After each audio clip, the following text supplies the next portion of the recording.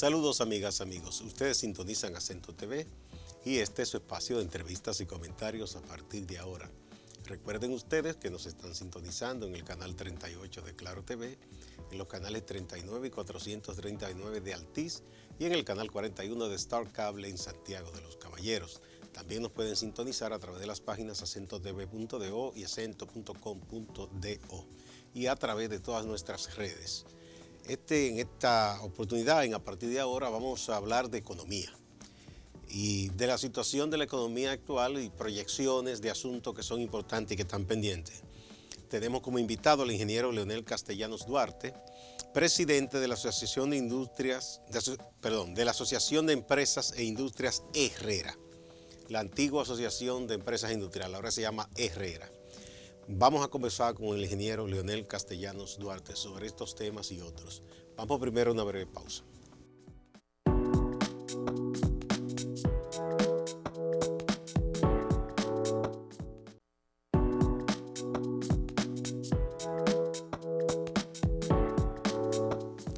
Muchas gracias por acompañarnos. Bienvenido de nuevo, querido amigo, ingeniero Leonel Castellanos Duarte.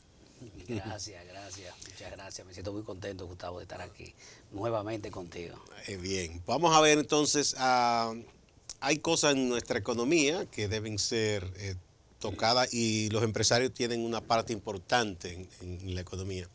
El gobierno dominicano, a través del Banco Central, ha tomado unas medidas recientemente de liberalizar unos fondos del encaje de los bancos.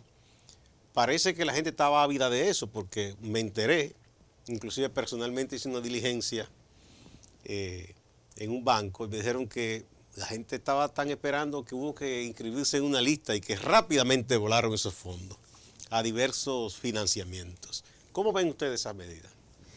Bueno, de hecho la medida fue muy positiva en el sentido que fue el resultado del comportamiento de la economía durante los 4 primeros meses de este año. Y se llegó a la conclusión, el propio Banco Central, con los indicadores económicos que tenía disponible, que hubo una disminución en el ritmo de crecimiento de la economía. Y en vista de eso, pues el Banco Central tomó la medida de liberar esos recursos financieros de la reserva del encaje legal de los bancos. Entonces, pero esos recursos debieron ir a sectores muy específicos, sobre todo aquellos sectores que generan empleo, como son los sectores de la manufactura y la pequeña y mediana empresa, al comercio y un sector a la construcción, y a una tasa de interés muy baja, lo que permitió que el propósito de esos recursos era con tal de mejorar el circulante en la calle y que el consumo se dinamizara. Alentar un poco el ritmo de la economía. Alentar. Perfecto. Sí. Alentar, esa es la idea, de que se dinamizara un poco la economía.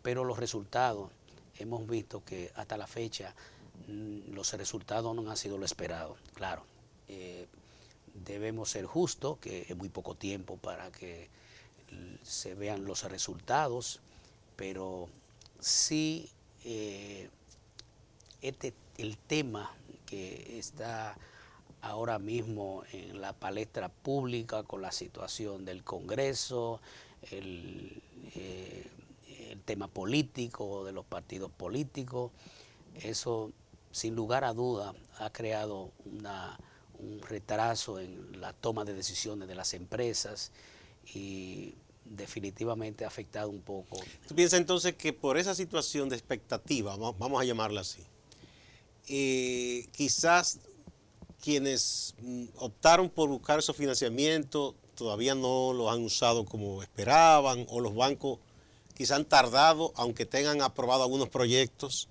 quizás han dicho espera, vamos a esperar un poco? ¿Es por ahí la cosa? Sí, hay que tener cuidado. Inclusive nosotros, me atrevo a decir por este medio, que para que fuera más transparente hacia dónde van esos recursos, como fueron dirigidos y fueron liberados, deberíamos de de hacer un listado público a quienes se le está entregando esos financiamientos, porque muchas veces algunas empresas lo que hacen es refinanciar otros préstamos. Si tienen un préstamo el 12%, toman el dinero, pagan el de 12 y se quedan con el de 8 y realmente no llega a cumplir el propósito para lo cual le fue creado. Ahí, bueno, porque lo que hace esa empresa es un poco alivianar su carga, pero no se va a sentir generando nuevos empleos ni nada. Correcto. Por tanto, siempre hemos dicho que los efectos va a depender de que los recursos lleguen a los sectores a los cuales está dirigido, porque de otra manera no va a rendir el fruto esperado. Porque otro tema es que si también esos recursos se van al consumo directo, a las importaciones, no se van a los sectores productivos, sobre todo a lo que son las importaciones de productos terminados, porque si se van a importaciones de insumos de la industria, pues naturalmente se va a reflejar en los medios de producción. Pero muchas veces si se utilizan para productos terminados, pues no está rindiendo el efecto que se espera. Pero en principio la idea no era mala. Sí, no ha sido definitivamente esos mecanismos. Otro tema, ya que tú me hablas de la parte de productos terminados y sobre todo de importaciones, en una economía de mercado se supone que no debe preocupar tanto que se compra y se venda, ¿no? Porque ese es un poco lo del libre comercio. Pero a mí me preocupa algo como simple ciudadano. Cada vez que uno pasa por uno de los muelles, uno ve esos barcos cargados de vehículos, usados, por cierto, que vienen o de Corea o qué sé yo qué dónde. Y ya uno ha visto unas marcas que hasta hace poco eran novedosas, que ya han copado la calle, sustituyendo las antiguas flotas. De los Audi. La nueva versión. Entonces, ¿qué pasa? No está mal, mucha gente ha aspirado quizá a tener un vehículo toda su vida y ahora esos vienen más baratos, los compran. Pero lo que digo es lo siguiente, nuestros bancos a cada momento, y no solo los bancos, se organizan también con asociaciones de vendedores de vehículos, una feria. Y yo digo, aquí tenemos tremendo problema de entaponamiento, sobre todo en la capital. Ya el polígono es una cosa que es un problema. Y yo no sé, porque no es que se va a prohibir o no sé qué tipo de medida puede tomarse para regular, para desalentar que entren tantos vehículos nuevos. Y quizás ese financiamiento pueda ir a otros renglones de la economía que, como tú dices, reproduzcan más, generen más empleo, ayuden quizás a la industria local a que pueda crecer. Yo no sé, porque estamos en una economía de mercado y no es tan fácil tú con una ley imponer algo, pero ¿qué se podría hacer? ¿Qué ustedes creen que se podría hacer? Bueno, en ese caso específico, claro, no deja de ser una preocupación de que los recursos se vayan al consumo y sobre todo de productos terminados y que no vayan a sectores que generen empleos.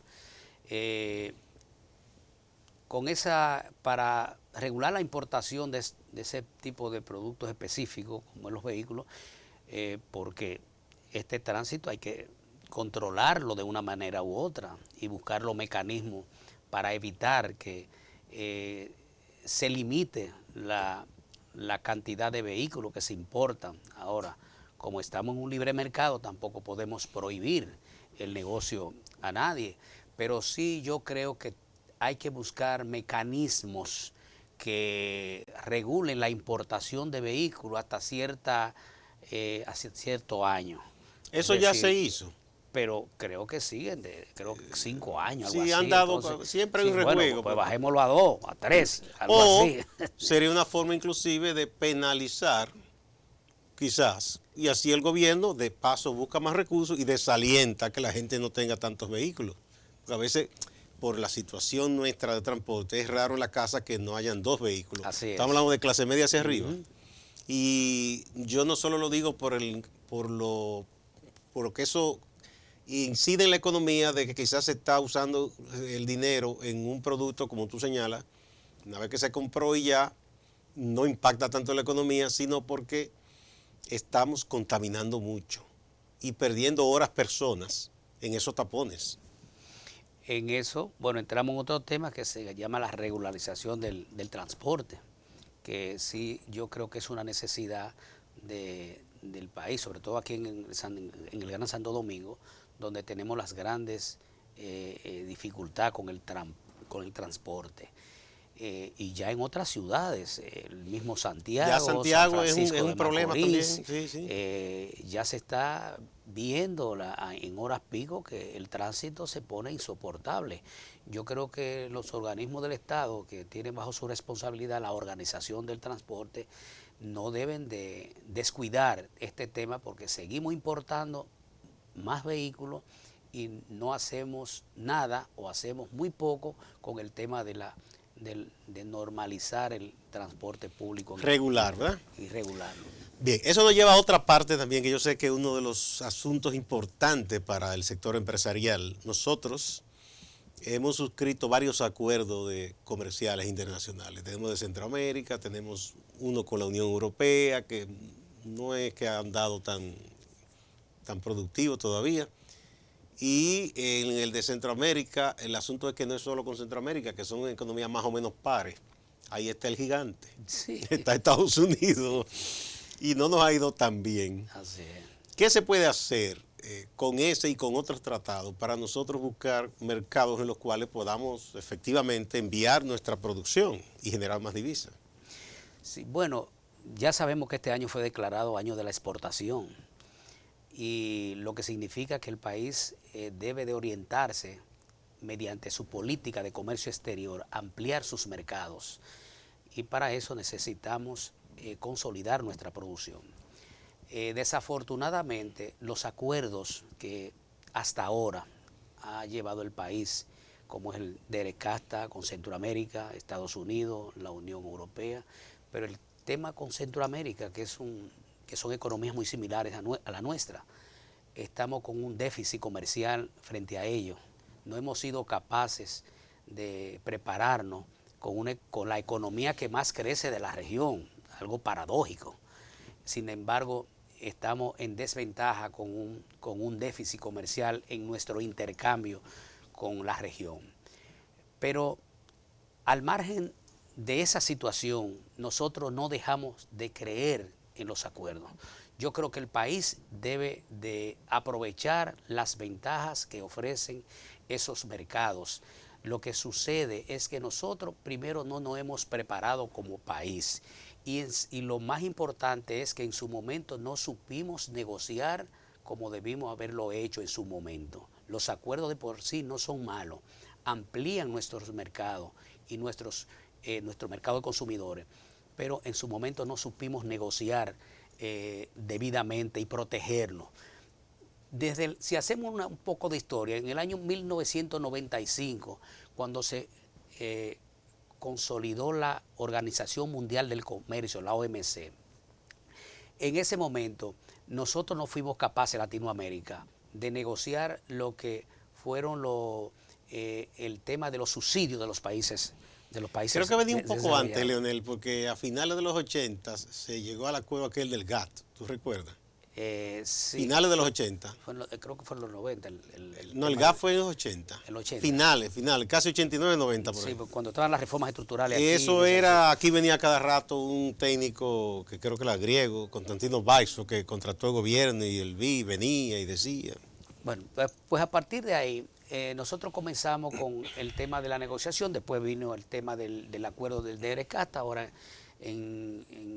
a principios del año 2000, de este siglo, cuando comenzó la negociación, pero en ese momento nosotros no nos protegimos de permitimos el desmonte de nuestros principales productos de exportación, sobre todo agrícolas, pero no hicimos lo mismo con protegernos. Nosotros íbamos a desmontar nuestros aranceles, nuestra protección arancelaria, pero sin embargo no exigimos ni logramos que los países como es Estados Unidos, por ejemplo, y los grandes, sobre todo la economía como Estados Unidos, que mantienen un subsidio a sus productores. Por tanto, no vamos a mantener una competencia sana ni competitiva. Además de que producen unos volúmenes, entonces, imagínate tú. Por esa razón, nosotros hoy en día estamos invadidos por productos norteamericano en ese sentido y cada día estamos menos protegidos. Pero eso no significa que nosotros no sigamos ampliando nuestros acuerdos, siempre y cuando sepamos negociarlo. Y hemos hablado del tema de la Asociación Latinoamericana de Integración, que es ALADI, donde lo forman alrededor de 13 países latinoamericanos. ¿Cuáles son esos países? Bueno, está casi todo Sudamérica, está Chile, está Argentina, está Brasil, está Colombia, está Perú, está Ecuador, está Cuba, está Guatemala, y o sea, hay muchos creo que Panamá y sobre todo también, las economías sí, más grandes están correcto, ahí. creo que Panamá también está Venezuela. Entonces, pero ¿qué diferencia ALADI del resto de los acuerdos? Que en el tema de ALADI es el sistema de integración más flexible que existe, porque no se trata de un acuerdo similar al de ERECASTA, donde es un paquete y todos nos entramos bajo las mismas condiciones, todos los países. No, en este acuerdo cada país se negocia de manera bilateral, mediante un acuerdo de complementación económica. Bien, o un acuerdo para que la gente entienda, parcial. no es lo mismo que una economía gigante como la de Brasil negocie con otra que es grande como la de Colombia o Argentina o Chile, que negocie con nosotros que somos una economía mucho más pequeña. Correctamente. Entonces no puede ser el único esquema para todos entre igual, sino que es bilateral con cada uno. Que la diferencia con el de ERECASTA, todos Sí. tenemos las mismas condiciones. Entonces, eso nos brinda la ventaja como país, que nosotros identificamos nuestra cartera exportadora, que podamos explorar en esos mercados. Y así con cada país hacemos lo mismo. ¿Qué podemos abrir de nuestro mercado y qué ellos pueden abrir a nosotros de nuestros productos exportables? De manera que es un mecanismo mucho más flexible, y con mejores condiciones para el país. Es un sistema que nosotros creemos que debemos evaluarlo, revisarlo y ver en qué medida... ¿Qué hay de República Dominicana con ALADI hasta el momento? ¿Algún tipo de contacto, un acuerdo de intención? ¿Qué ha habido? ¿Cuáles pasos se han dado? Bueno, nosotros somos miembros de ALADI. ¿Desde cuándo? Desde su fundación en la década de los 80, viene a principios de los 80, casi con el 78, porque creo que ALADI contempla también un mecanismo de compensación financiera de las economías dentro de los acuerdos. Es decir, que los pagos se hacen mediante los bancos centrales de cada país, que facilita mucho el intercambio comercial. O sea que tiene muchos años, más de 30 años entonces, sí, ¿se acuerda? y desde ese momento nosotros somos miembros. ¿Y por qué no le hemos dado calor? Porque nos falta solicitar ser miembro de pleno derecho. Somos miembros, pero sin derecho. Es decir, nos inscribimos ahí, para decirle una palabra, pero no formalizamos todo eso. No formalizamos, y es un proceso que conlleva años, inclusive porque no es tan simple de que yo voy a solicitar y al día siguiente o al mes siguiente me aprueban. No, yo supongo que hay unas condiciones que se exigen, ¿verdad? Correcto. Y es ¿A quién corresponde? ¿Corresponde a la parte de los tratados de Cancillería o corresponde al gobierno central a través de Industria y Comercio? No, corresponde a Cancillería. Cancillería. Y en ese sentido, yo creo que la Cancillería ha hecho algunos esfuerzos muy tímidos, pero yo creo que es importante que los sectores empresariales aquí del país también nos sentemos a revisar en qué medida eso favorece a República Dominicana y a su sistema productivo nacional. Inclusive, estamos convencidos de que ese mecanismo pudiera atraer muchas inversiones al país, porque países que no tienen acceso al mercado norteamericano pueden venir a República Dominicana dentro del marco de ALADI y llegar, producir aquí, como hemos tenido acercamiento con empresarios brasileños interesados en venir a producir a República Dominicana, inclusive para exportar a Brasil. Y estamos hablando del tema de las pieles, de zapatos, carteras, de pieles que pudieran ser producidos aquí, porque pero Brasil tiene fama en su industria del calzado y piel, ¿no? Pero la producción local de ellos pagan impuestos internos locales. Que no es lo mismo. Si lo fabrican fuera y estamos dentro de un acuerdo de ALADI, lo producen aquí y entran al mercado de Brasil libre de impuestos. Como si fuera local. Libre de impuestos, sí. Porque si lo producen local, para el mercado local, pagan impuestos. Ahora mismo, algo paradójico, tú visitas China y resulta que una cartera en China te sale el doble de precio que la misma cartera que la que tú la compras aquí en República Dominicana. Y es una cartera china. Y es una cartera china, porque los impuestos locales son elevados. Entonces esos países que tienen una economía muy proteccionista, a veces producir internamente para el mercado local es costoso porque hay impuestos locales, sí. Que no es lo mismo. Bueno, parece que esa fue un poco la línea que siguieron esos países que se han desarrollado en Asia, porque yo estuve en Taiwán y era similar. Productos que yo llegué, me asombré porque allá eran mucho más caros y ellos me explicaban eso, porque prefirieron favorecer ciertos renglones. Vamos a una primera pausa, Leonel, y volvemos en un momentito.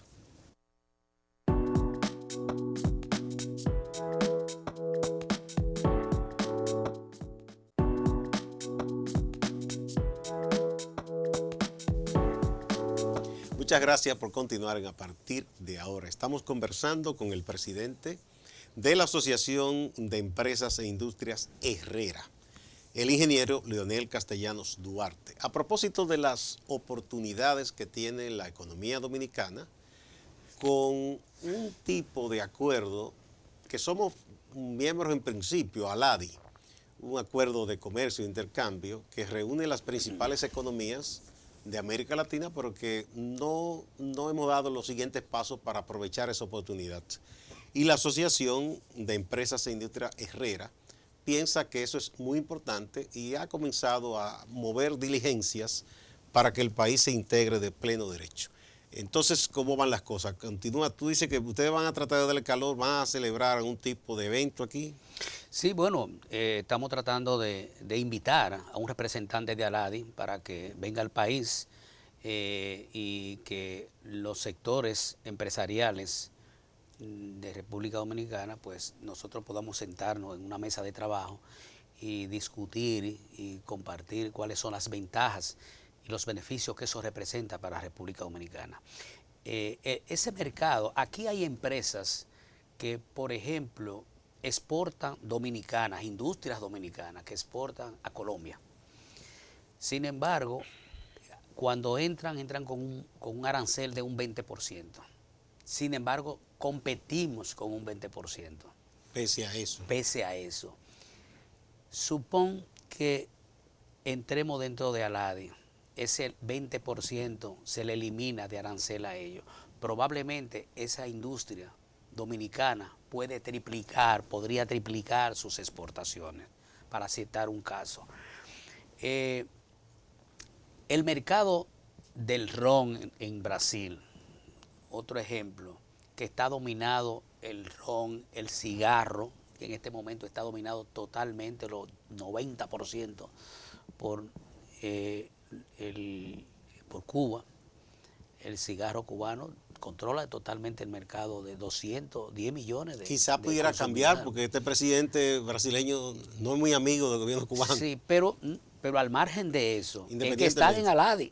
Ah, bueno, si hay un acuerdo, no es tan fácil. Entonces, ya están libres de arancel. Que por cierto, a propósito de eso, nosotros pagamos un 35%. Tú ves que nuestros supermercados están llenos, por ejemplo, de rones centroamericanos, sobre todo de Guatemala, que me dicen que es muy buen ron, yo nunca lo he probado. Muy caro, por cierto, yo veo los precios, 5,000 pesos una botella, 6,000. Y el ron es una de nuestras productos marca país. Quizás no hemos aprovechado nosotros tan bien como los hermanos guatemaltecos, el Dere Casta, por ejemplo. Deberíamos ser nosotros que estamos liderando, porque el ron dominicano es comparado con el cubano en calidad, tradicionalmente, ¿verdad? Sí. Yo no sé qué pasó ahí, que nosotros quizás no estamos exportando tanto como ellos sí hacia nuestro mercado. Bueno, en el tema del ron, yo pienso que las principales marcas dominicanas, el mercado que le han interesado es Europa y no se han ocupado mucho de Centroamérica. Sin embargo, la región Centroamérica sí ha entrado a República Dominicana. Pero tú que eres empresario sabes que no se desprecia ningún mercado, no se debe despreciar. Pero Tú Ni sabes que chiquito ni grande. sí, pero las principales marcas están muy vinculadas con Bueno, con accionistas transnacionales ya. Sí, entonces Sí. ya ellos han fijado, parece, se sienten en una posición Bien. cómoda. Pero continuamos Digamos con que Aladi, que hicimos ese paréntesis para señalar eso de RCAFTA. Entonces, Aladi permite, como tú dijiste en principio, esos acuerdos bilaterales y esas cosas. Ustedes básicamente quieren hacer con esa actividad sobre Aladi, es una especie de concienciación, de educación exactamente. a la parte privada y yo diría que a la pública también, para que vean que es importante, ¿verdad? Claro, y ver en qué medida concientizar aquí al empresariado dominicano, porque nosotros estamos muy resistentes a ampliar nuestros mercados, y si no es a través de los acuerdos, ahora, repito, es un tema de negociación, cómo nosotros negociamos de la mejor manera como país para proteger a nuestros sectores productivos. Esa es la idea, no abrir nuestros mercados aquí A cambio de nada. A cambio de nada. O sea, no, nosotros tenemos, por eso el mecanismo de negociaciones bilaterales mediante acuerdo de complementación económica o un acuerdo de alcance parcial con el otro país, pero de manera independiente e individual. No es lo mismo, como tú decías al principio, negociar con Brasil que como voy a negociar con Cuba, ni voy a negociar con Venezuela, o voy a negociar con Panamá. Cada país tiene su ventaja, su desventaja, su fortaleza, y nosotros vamos a cuidar lo nuestro en ese sentido. Y vuelvo y repito, porque en reuniones que hemos tenido con empresarios brasileños, y es muy importante, su interés en venir a República Dominicana, porque entienden, y según su propio análisis de costo de producción que han hecho, le conviene con muchas ventajas producir aquí en República Dominicana, tanto para llegar a Europa, llegar a Estados Unidos y también llegar a sus propios países, que por sus impuestos internos muchas veces es conveniente producir fuera y luego entrarlo libre de impuestos que sí. tener los impuestos locales que contempla cada país. Así que nosotros en ese mismo sentido pensamos traer ¿Cuándo sería ese? Bueno, estamos en el proceso pero pensamos que a final de este año ya. Final de este año se podría hacer. Sí, una cosa, el hecho de que República Dominicana pueda aprovechar de pleno el acuerdo de Aladi, ¿eso no contraviene ni genera ningún tipo de contradicción con los demás acuerdos que tenemos suscritos? En absoluto. En absoluto. Totalmente independiente, y lo que ampliaríamos nuestro mercado. Es decir, si viene un brasileño, se instala aquí y además, como tú dices, llevar a su país ese producto que en base a ese acuerdo no pagaría los impuestos que paga allá, puede también aprovechar el mercado norteamericano desde aquí y no habría grandes inconvenientes. No, ninguno. Siempre y cuando se le dé el origen del producto terminado, qué componente se le va a dar nacional, para convertirlo ya en un producto nacional, porque realmente nosotros tenemos que ir pensando en el tema de las exportaciones y nacionales mediante la producción nacional, porque en los datos reflejados en las exportaciones del Banco Central, vemos que hasta Zona Franca ha tenido una disminución en cuanto a sus exportaciones, que a propósito, ese tema de Aladi fortalecería enormemente, mucho más al sector de Zona Franca que al mercado local para las inversiones. ¿Por qué? Bueno, porque vendrían también. Para aprovechar el régimen de Zona Franca. Correcto. Bien. Y a través de ahí pudieran exportar. Es decir, que ese es un tema de mucha importancia para nosotros, y se encuentra también dentro de nuestros ejes de trabajo de la asociación para el público en sentido general. Bien, excelente entonces. Bueno, creo que está ligado también a esto que estamos conversando. Desde hace unos años se vienen presentando en las cuentas nacionales que nosotros tenemos una economía en crecimiento, importamos muchísimo, pero no estamos generando yo pienso, la cantidad de divisa en proporción con tantas importaciones. O sea, estamos generando poco de divisas porque no estamos exportando tanto como importamos. ¿Cómo tú piensas que se puede abordar e ir equilibrando la cosa, ¿no? Bueno, haciéndonos más competitivos y retomamos otra vez, tenemos que comenzar a ampliar nuestro mercado. Nuestro principal mercado es Estados Unidos. Las exportaciones de República Dominicana, el componente de Estados Unidos es enorme con relación al resto del mundo. Entonces, es que tenemos 2 millones de dominicanos. Sí. Entonces, hoy en día, según los mismos datos de exportaciones del Banco Central, la mayor participación que ha tenido el crecimiento es el mercado de Estados Unidos. Pero eso se ha debido también al crecimiento que ha tenido Estados Unidos en estos últimos años. Pero ese crecimiento históricamente de Estados Unidos es cíclico. Sí, como entonces, todas las economías, sí, sí. Estamos probablemente al borde ya de que comience un periodo de... correcto. Y eso tenemos que comenzar a prepararnos sobre eso y comenzar a ampliar nuestros mercados y que nuestras exportaciones, que a pesar de que nos da un número satisfactorio, vamos a decir, porque crecieron, pero crecieron a un ritmo más lento. ¿Qué resulta? Que lo que más creció en las exportaciones fueron las exportaciones de minerales, no de productos manufactureros. Que bueno, eso tú sabes bien que en estadística le llaman el valor modal, porque es un renglón que es grandísimo y te sube el promedio, pero eso es un solo renglón. El níquel este año se duplicó, en este periodo se duplicaron las exportaciones de níquel con relación al año pasado. Y eso te dispara la estadística. Correcto, entonces las exportaciones totales aumentaron, pero aumentaron en la minería, el oro, el níquel, el cobre, el cobre de la mina, porque antes exportábamos cobre de los cables que se robaban, el eléctrico. Informales, vamos a decirle, para decir otro nombre. Sí. Exportaciones informales. Sí, no, porque eso no es un secreto para nadie. Sí. Estábamos compitiendo casi con Chile exportando cobre, no producimos un gramo de cobre. Bueno, igual, una de nuestras industrias buque insignia es de servicio, que es el turismo. Y fabuloso, y hay que alentarlo, y todavía se puede crecer mucho más. Pero es frágil también. Fíjate con esta campañita que nos hicieron, todavía no se ha reflejado, por suerte, y se ha como mermado la cosa, pero quizás se refleje en el próximo trimestre cuando se dé la medición.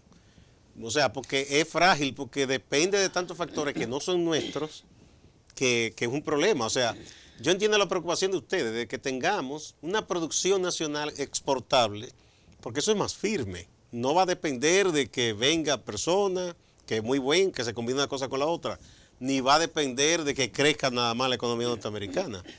Los pasos hacia esa producción local exportable, que tenga calidad, ¿qué se debe hacer?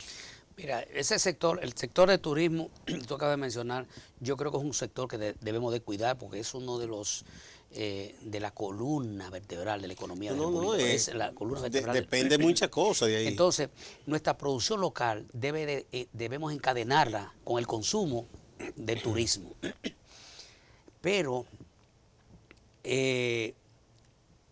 a pesar de que oímos de sectores vinculados con el turismo, que el turismo sigue, y qué bueno que seguimos fortaleciendo ese sector y que seguimos trabajando, pero esa campaña que vino haciéndose recientemente de una manera u otra afectó un poco el turismo en República Dominicana, y yo creo que la respuesta de los departamentos de comunicación pública debieron de reaccionar más rápidamente a esa campaña, porque según los datos de junio, de los turistas que llegaron en junio, nosotros recibimos 485,000 turistas en junio solamente, cuando la cifra del año pasado fue de 494.000 turistas. Pero la proyección eran 520.000 turistas para este año, para junio. Es decir, que recibimos, según la proyección, 15 más 20, 35.000 turistas menos de lo que teníamos proyectado recibir este año. Y no deja de tener un grado de culpabilidad la campaña esa que se hizo a nivel internacional y que ya creo que hemos reaccionado de manera positiva. No, yo creo que ya ha mermado, porque era tan evidente que habían cosas muy manipuladas que, bueno. Pero es un poco para que nos demos cuenta que es un sector, es muy buena la industria para generar empleo y divisa, pero es frágil. Así es. Porque no depende tanto de nosotros. Sí. Hay muchos factores externos que pueden afectarlo y la misma economía de los países de donde se generan esos turistas. Si la economía de Estados Unidos, que fue la principal fuente de los turistas que llegaron, comienza a bajar la economía, en esa misma medida también los turistas salen menos. Sí. Tú sales de vacaciones cuando te sobra dinero. Exactamente. Tú no vas a dejar de comer para viajar. Y son variables incontrolables para nosotros, la economía de otros países. Sí. Vamos a ver cómo anda la industria nuestra. De los parques industriales tradicionales, ¿cómo tú ves la cosa y cómo tú observas la parte de la zona franca? ¿Seguimos creciendo? ¿Hemos entrado en una producción más especializada o qué ha ocurrido? Bueno, afortunadamente los parques de zona franca de República Dominicana, a diferencia de los parques de zona franca de la región de Centroamérica, sobre todo, que son nuestros competidores, nosotros diversificamos más nuestra producción local, que antes era mucha maquiladora, sobre todo antes era cerrando pantalones. Exactamente. Ya en zona franca hay industria de tecnología, que hoy en día son, si vemos los números, son los que más exportan productos eléctricos de tecnología que se fabrican aquí. Y también tenemos ya esa misma producto del calzado. En el año 2016, nosotros fuimos el país que más exportó a Estados Unidos calzado de América. Pero qué bien, qué bien. Pero esa planta, por asuntos no de República Dominicana, sino de ellos mismos, salió del mercado. ¿De qué origen era esa inversión? Brasileña. Brasileña. Sí. Pero sí ha crecido, en cierto modo, a pesar de que sé que ese producto ahora bajaron las exportaciones, pero también todo depende de los mercados. Pero sin lugar a dudas yo creo que nosotros tenemos que seguir impulsando esos parques industriales de zona franca y los parques industriales ya locales que no están dentro del régimen de zona franca. Tenemos que decir que aquí se opera también con mucha dificultad para poder competir. Los parques industriales no de zona franca, sino los tradicionales. Correcto, ya por los costos de producción que generan y las dificultades para producir aquí en el país. Por eso muchas industrias hoy han dejado de producir y prefieren traer los productos terminados. Entonces, y en ese sentido nosotros pues tenemos que llamar la atención al Estado dominicano para que desarrollemos una política industrial que permita al sector privado manufacturero poder ser competitivo y mejorar cosas como es el tema de la energía eléctrica, como es el tema del transporte, ahora mismo entrar en un proceso también de reformas estructurales económicas, que el país está ávido de eso y nos estamos distrayendo en los temas políticos, sin embargo nos estamos descuidando de las verdaderas reformas estructurales que necesita el país, como el tema del pacto eléctrico, que eso hay que concluirlo, continuar con el tema de la reforma fiscal y la reforma al laboral también, que está en carpeta. la reforma del sistema de seguridad social, a pesar de que vi en el Congreso ahora que recientemente aprobaron en el Senado de la República, creo que ese proyecto. En primera lectura, algunas sí, reformas, sí. pero Sale, parece sí, que no hay sale, ambiente de pero, que se trabajen mucho en estos días en el Congreso. Sí, no encontraban qué hacer. No, ellos tienen muchas cosas, pero tú sabes bien Señora, que tienen hay otras que ponerle preocupaciones. oficio aquí. Hay una cosa, recientemente el Consejo Nacional de Salario se puso de acuerdo, básicamente la parte pública con los representantes de los trabajadores, y se aprobó un incremento al salario mínimo no sectorizado. Es decir, porque hay sectores que le permiten más rejuego.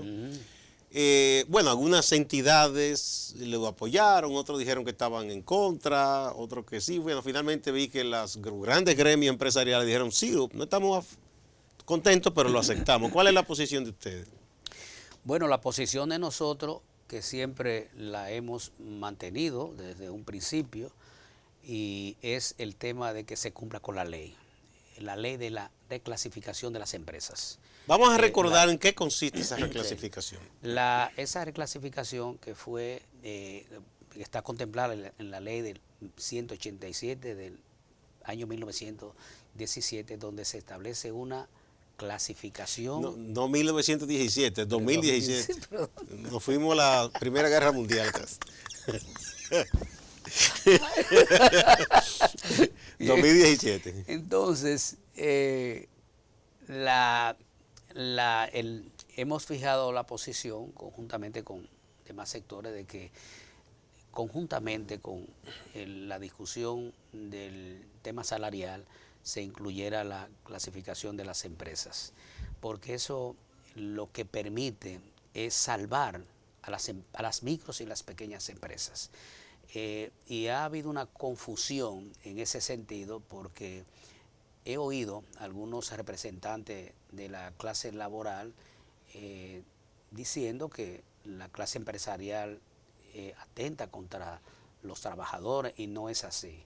Yo creo que la clase empresarial está en la mejor disposición, siempre ha estado, de trabajar por mejorar las condiciones de sus trabajadores. Es decir, no se puede ver el sector empresarial como único, porque no es lo mismo una corporación que tiene un volumen de negocio de miles de millones de pesos que una pequeña empresa familiar que quizá al año mueva entre todo, entre pasivo y activo, 10 millones de pesos. Sí. No es lo mismo ni es igual. Así es un poco por ahí que va la cosa. Sí. En esa clasificación, ¿qué es una microempresa, por ejemplo? Entonces, ¿qué resulta? Que bueno, como en el umbral que ellos lo negociaron y lo asumieron, lo que es una pequeña empresa. El que tiene a partir de 4 millones de pesos en inventario ya es considerado una gran empresa. Una gran. Así mismo. Pero que 4 millones entre pago local y factura y deuda ya. Pues sobre esa base fue que se aprobó lo que se aprobó en estos momentos. Se le quiere a una empresa que mueva, sí. que trabaje con eso, que no es que lo tiene líquido. Pero eso no está contemplado en la ley. No.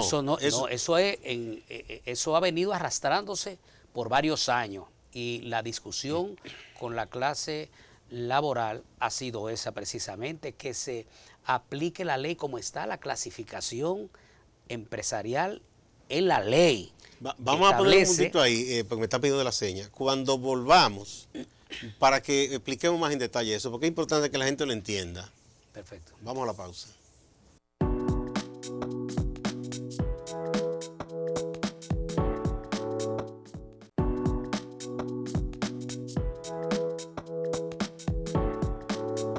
Muchas gracias por continuar en A Partir de Ahora. Estamos conversando con el ingeniero Leonel Castellanos Duarte, presidente de la Asociación de Empresas e Industrias Herrera.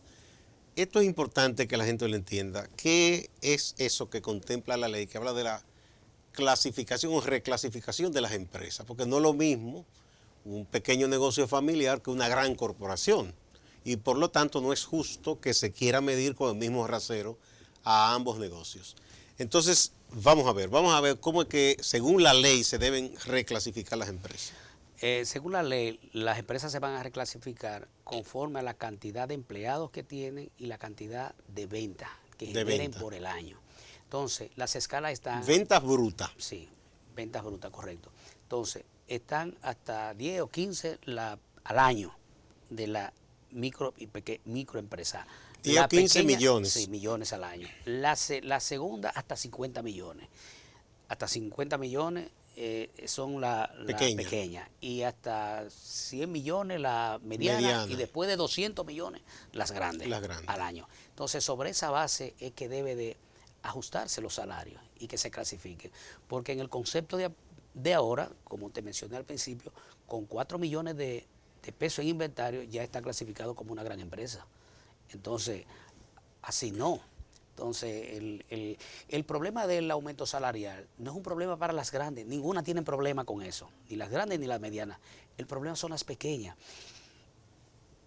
Y además, eso crearía el ambiente para que muchas empresas que están en la informalidad puedan formalizarse. O sea, mediana, pequeña, que digan, déjame pasar a formalizar todo. A formalizarse, porque con un salario como está establecido, y no es que no se lo merezca, pero hay un colmado, alguien que tiene con un trabajador o 2 trabajadores en una casa, o sea, y van a seguir en la formalidad. Pero si entran a la formalidad, ¿qué va a permitir? Que también esos trabajadores van a entrar en la seguridad social, que es un beneficio marginal, que no lo ven. Entonces, y esas son de las ventajas positivas que se tienen entrando a la formalidad y abriéndole el espacio a las micro y a las pequeñas empresas. Vamos a poner un ejemplo. Digamos que un pequeño negocio, puede ser un pequeño colmado, una pequeña cafetería, tenga 2 empleados. Informales, porque está informal el negocio. Esos empleados informales reciben un salario, digamos que le estén pagando 15,000 pesos. Pero no tienen seguridad social, no tienen apenas la liquidación, si lo no, cancelan. Ni eso. No, pero eso siempre se negocia y se arregla, porque en eso sí el Ministerio de Trabajo, si hacen cierto tipo de acuerdo, ¿no? Le convendría más quizá a ese trabajador, quizá en vez de 15, ganar 12, pero tener seguro de salud. A su familia también. Sí, con su familia y el plan de pensiones. Así es. Y la ARL también, por si le ocurre algo en el trabajo.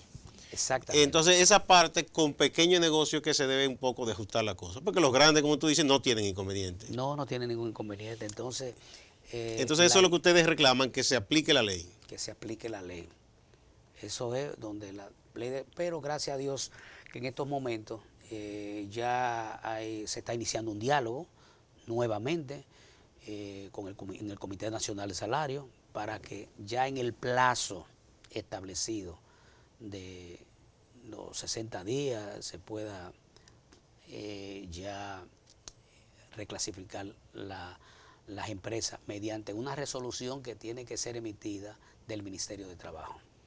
¿Es el ministerio como ministerio o es en el Consejo Nacional de Salario?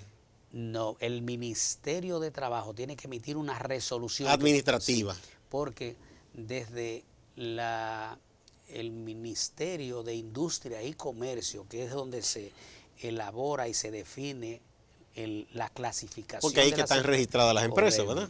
Le envía una comunicación que ya fue enviada, la tiene en su despacho. Y en esa reclasificación no se tomaría en cuenta también para fines fiscales.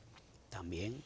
Porque hay una cosa que se llama anticipo, que eso le está dando en la cabeza a los pequeños negocios. Bueno, se creó precisamente el tema del sistema de tributación único, que llama. Único, sí, para las micro y pequeñas empresas, para que puedan tributar a final de año sus impuestos y crearle facilidades.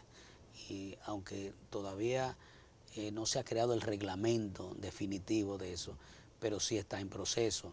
Y yo creo que estos pasos pudieran permitir avanzar en ese sentido. De manera que por eso seguimos insistiendo en que ya definitivamente el Ministerio de Trabajo, luego de que se concluyan estas discusiones que se reabrieron ahora, se llega a un feliz término. ¿Tú crees que hay un buen ambiente para que esta cosa Sí, O sea, yo creo, por lo menos, este es un país extraño. Aquí, de lo que es una ley, hay que ponerse de acuerdo para aplicarla. he sentido, por lo menos Porque ya es una ley, pero... la voluntad de que se, y además esas empresas entrarían al fisco también. Y eso es conveniente para el Estado, es para el conveniente, Estado, y o es de sea, tener ese rigor. Hay también un tema que hace mucho que está estado hablando y debatiendo, que es el de el primer empleo. ¿Cómo facilitar que el joven, que la joven se inserten siendo estudiantes para que tengan la primera experiencia de trabajo, para que no le ocurra lo que siempre, que van y dicen se necesita experiencia, pero si no le dan la oportunidad nunca la van a tener? ¿Cómo tú verías que se acuerde algún tipo de forma en que las empresas puedan, ya sea como pasante, no sé, tener ese tipo de primer empleo, pero que no les resulte oneroso tampoco a un negocio, sobre todo sí. los pequeños? Bueno, sí, nosotros también participamos de manera positiva en esa iniciativa de que se encuentre un mecanismo para que los jóvenes puedan insertarse en la masa laboral de las empresas y llegar a acuerdo con las mismas empresas, con las asociaciones, y nosotros para eso también nos ponemos a la disposición, porque también desde nuestra asociación impartimos talleres de capacitación, muchas veces gratuitos a las empresas, a los trabajadores de las empresas, y también son abiertos al público en general para que se formen y se preparen y a través de eso pues tengan un enlace con las empresas y dar la oportunidad. Estamos de acuerdo con eso y que sea también entrar con un mecanismo de pasante para que comiencen a tener Al su primera parecer, experiencia. quizá el obstáculo está, porque incluso desde la parte oficial del Estado y de la parte laboral, objetan el hecho que dicen, bueno, pero si un joven entra, digamos, qué sé yo, 6 meses, 5 meses, 3 meses, ¿quién va a asumir si a ese joven le pasa algo, como la parte del seguro? Se podría buscar una forma en que se le busque un amparo, porque es verdad, en toda parte hay un riesgo, de que se busque la forma de que esté protegido, no sé, con... Sí, y también crear, dependiendo del tiempo, que no todo lo que conlleva también los pasivos laborales que pueden contemplar Tiene que eso. Tiene que acordarse eso, buscar crear un su mecanismo. mecanismo de facilitar las cosas y que no se convierta también en una carga adicional para las empresas. Y que En no lugar, vengan los sabichosos y quieran abusar también. así es, Porque entonces cambiando a cada rato jóvenes para aprovecharse de gente que no también. ganan mucho y que no están protegidos, esa es la parte que hay que cuidar. Pero ya después que tiene la primera experiencia, pues Ya ya es se más le abre fácil más que se fácil. inserten, sí. Sí. Otra cosa es, bueno, ahora mismo ustedes han visto cómo está el país, hay una situación como de indefinición, que aunque es en el ámbito político, pero aunque uno no quiera, eso afecta a todo el país. ¿Qué piensan ustedes? ¿Ustedes piensan que ya es tiempo de que eso se debe definir? Si se presenta un proyecto para reformar la Constitución, si el presidente Danilo va o no va, porque entonces hay como un ambiente de crispación y eso, tú lo sabes más que yo, no conviene a los negocios. Sí, claro, eso no le conviene ni a los negocios ni al país. Yo creo que lo que estamos viviendo en este momento en República Dominicana, primero que eso ya es público en el mundo entero, porque ya nada es secreto ni escondido. Las No. redes sociales, las fotos llegan instantáneamente a todos los países del mundo, pero estamos enviando una señal muy negativa al mundo. Como país, eso refleja el nivel de las instituciones, los débiles que son nuestras instituciones en República Dominicana, la madurez política que hay. Yo pienso que ya el propio presidente tiene que definir porque su situación, su posición frente a la posible reforma para permitirle una repostulación, porque el país está en estos momentos de verdad en una agonía, lo vemos a diario en las calles y entonces hay que ponerle un stop a eso. Hay que parar esta situación porque puede desencadenar en un tema ya de desestabilidad, porque en un país donde las instituciones son tan débiles y tan frágiles, cualquier rebalón, como decimos en el argot popular, puede hacernos mucho daño a nosotros. Así que yo pienso que es un tema que la clase política tiene que madurar un poquito y pensar que tenemos un país que nos debemos todo, que debemos dejar de distraernos ya con esos temas y ponernos a producir y a trabajar, que es lo que necesita este país. Yo creo que no hay mejor forma de terminar. Muchas gracias al ingeniero Leonel Castellanos Duarte, presidente de la Asociación de Empresas e Industrias de Herrera. Y a ustedes también, amigas y amigos, por mantenerse en Acento TV.